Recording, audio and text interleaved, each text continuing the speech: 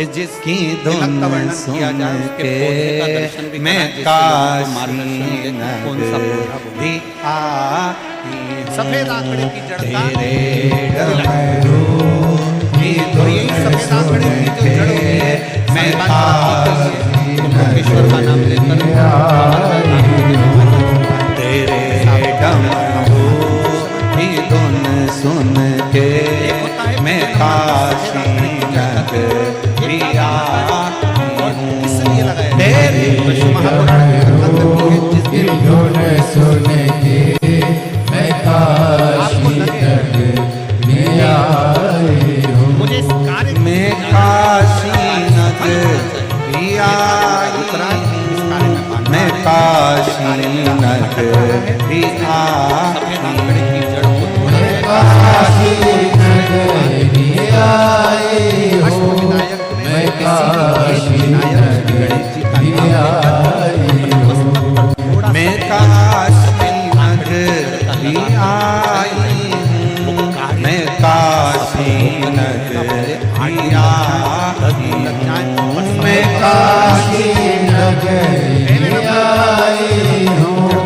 मैं काशी नगरी आई हूँ। अपा मार मेरे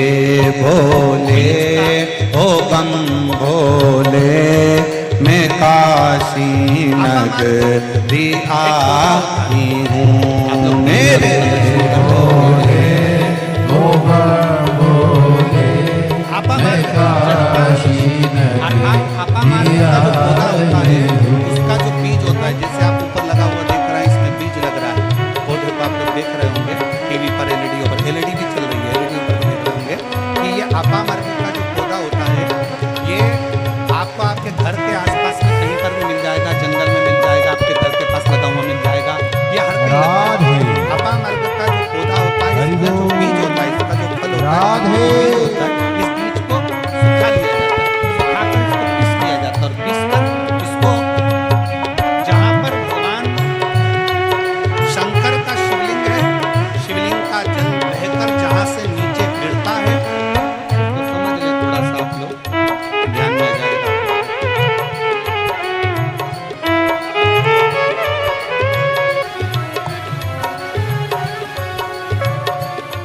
इधर देखिए शिवलिंग की ओर ध्यान देंगे यहाँ जो व्यासपीठ के सम्मुख में ये शिवलिंग और शिवलिंग के सामने से जो जल बहकर जो जल नीचे की ओर आ रहा है शिवलिंग के सामने से जल बहकर जो नीचे की ओर आ रहा है ये जो भाग होता है इस भाग पर आपा मार्ग का जो बीज होता है सूखा हुआ जिसको आपने पीसा है उसको यहाँ लगा दिया जाता है उसी को वापिस लेकर आया जाता है और उस बीज का जो चंदन होता है जिसको अपन पानी में मिलाकर सिर पर लगाते हैं कोई व्यक्ति आपका अगर धन लेकर चले गया कोई व्यक्ति आपकी संपदा लेकर चले गया कोई कार्य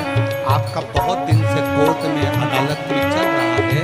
लगभग 1 महीना इसका तिलक लगाना चालू कर दीजिए दूसरे महीने में आपका धन आपके घर पर जरूर आएगा और काशी में गंगा है सुना है ओ बोले तीसरे नंबर पर होता है काशी में गंगा है। सुना है हमने ओ बोले तेरी काशी में गंगा है। सुना है हमने ओ बोले तेरी काशी में गंगा है। उसी गंगा को नहाने को मैं काशी नगरी आई हूँ। उसी गंगा में नहाने जब मेरू पर्वत में मंथन के लिए रखा गया था नीचे दबता जा रहा था मेरे भोले ओ बम भोले मैं काशी नगरी आई हूँ। मेरे भोले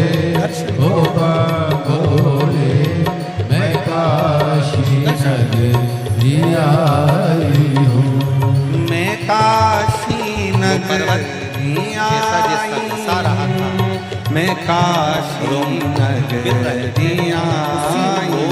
दुर्गा का मैं काशी नगरी आई हूँ मैं काशी नगरी आई हूँ गणेश जी मैं काशी नगरी आई हूँ मैं काशी नगरी आई हूँ मैं काशी नगरी आई हूँ मैं काशी नगरी आई हूँ सूचना दे तो मेरे भोले ओ बम भोले मैं काशी नगरी आई हूँ मेरे अनायास भोले मैं काशी नगरी आई ज्वाला हूँ भगवान शंकर ने कृपा गणेश जी को दी उन्होंने पाई अंदर बैठा हुआ सुख समाप्त भोले कर्म हो बेकार कर्म हो गलत कर्म हो असत्यता हो या कहीं हमारे हाथों से हमारे द्वारा कोई पाप कर्म यदि हो जाता है वैसे तो संपूर्ण विश्व में शिव महापुराण की कथा कहती है 4 स्थान पर प्रत्येक व्यक्ति से पाप होता है। पहला, झाड़ू लगाते समय छोटे छोटे जीव मर जाते हैं जिसका पाप माथे चढ़ जाता है। दूसरा, अग्नि जलाते समय छोटे छोटे पतंगे जल जाते हैं जिसका पाप मस्तक पर चढ़ जाता है। तीसरा, जल में कपड़े धोते समय स्नान करते समय छोटे छोटे जीव मर जाते हैं जिसका पाप माथे चढ़ जाता है। चौथे नंबर पर चढ़ जाते समय अपने पांव के नीचे चप्पल के नीचे छोटे छोटे जीव मर जाते हैं जिसका पाप माथे चढ़ जाता है। शिव महापुराण की कथा कहती है एक दुर्वा शंकर जी को एक दुर्वा गणेश जी को जब हम समर्पित करते हैं तो हमारे मस्तक का सारा पाप अपने आप समाप्त हो जाता है। दुर्वा में इतना तेज सुना है हमने ओ भोले तेरी काशी में मुक्ति है सुना है हमने ओ भोले तेरी काशी छोटी सी बात लेकर उसको मुक्ति है सुना है हमने ओ भोले तेरी काशी में मुक्ति है सुना है कोई व्यक्ति हमने तेरे बस का नहीं है। कोई ने कह दिया तू ये सरकारी नौकरी पाई नहीं सकता। कोई ने कह दिया कि तू ये काम कर नहीं सकता, तू मकान बना ही नहीं सकता। को पाने को मैं काशी नगरी आई हूँ उसी दुर्गा का तिलक मस्तक पर लगाया जाए आत्मबल बढ़ता है और कार्य सिद्ध होता मेरे भोले ओ बम भोले मैं काशी नगरी आई हूँ मेरे भोले मिट्टी का भी अगर तिलक लगाया जाए बेलपत्र के नीचे मिट्टी का भी अगर तिलक लगाया जाए तो बेलपत्र की जड़ का तिलक तो बहुत मूल है। कभी शंभो बेलपत्र की जड़ ऐसे नहीं निकालना चाहिए। बेलपत्र हरा भरा रहे तो कभी उसकी जड़ नहीं निकालना कभी भी। मान लो कोई बेलपत्र का वृक्ष सूख गया, कोई बेलपत्र का वृक्ष अगर सूख गया है, उसकी अगर जड़ मिल गई है तो उसको घिस कर उसका चंदन बनाकर शिव का लेपन कर उस चंदन को अपने मस्तक पर भी धारण कर सकते।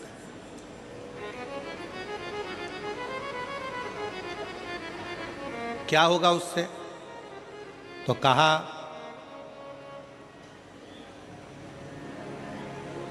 किसी व्यक्ति को कोई कार्य के हेतु आपने बोला है और वो व्यक्ति कार्य से इनकार कर रहा है, मना कर रहा है कि ये मेरे बस का नहीं है, मैं नहीं करूंगा, उठाओ तुम्हारी फाइल लेकर जाओ यहां से, ये मैं नहीं करूंगा। तुम्हें लग रहा है कि ये केस मुझे जीतना है और मैं सत्य हूं और मेरा केस मुझे जीतना है और असत्यता भारी पड़ रही है, झूठ भारी पड़ रहा है, उस समय पर बेलपत्री का चंदन का तिलक या बेलपत्री के वृक्ष की मिट्टी का तिलक व्यक्ति को सफलता जरूर देता है। उस तिलक को धारण जरूर करना चाहिए, उस तिलक को जरूर धारण। बेलपत्र का तिलक, बेलपत्र की मिट्टी का तिलक, बेलपत्र के वृक्ष के नीचे बैठकर करा गया भजन, बेलपत्र के वृक्ष के नीचे बैठकर करी गई साधना, बेलपत्र के वृक्ष के नीचे बैठकर करी गई आराधना हमें फल प्रदान करती है। और मैं संपूर्ण देशवासियों को इसके लिए बहुत बहुत साधुवाद देता हूँ, बहुत बहुत बधाई देता हूँ कि जब वृक्षारोपण कराया जाता है विठले सेवा समिति द्वारा, सारे शिव भक्त अपने अपने क्षेत्र में बेलपत्री का पौधा लगाते हैं और बेलपत्री के वृक्ष को बड़ा करते हैं। उसके लिए आपको साधुता देते हैं। साधु अपने जीते जी अपने जीवन काल में प्रयास जरूर करो कि बेलपत्री का पौधा जरूर लगाया जाए, क्योंकि जब हम भोले बाबा के भगवान शंकर के चरणों में जाएं तो शिव कृपा करें, शिव करुणा करें।